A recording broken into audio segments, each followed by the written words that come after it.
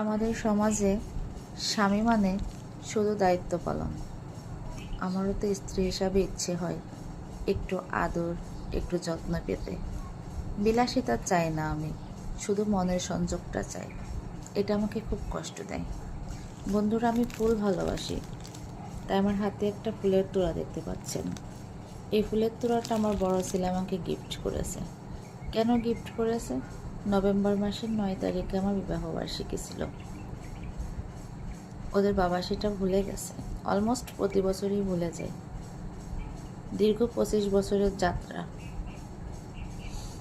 আমি 25 বছর আগে যেমন ছিলাম এখন সেরকমটা নেই।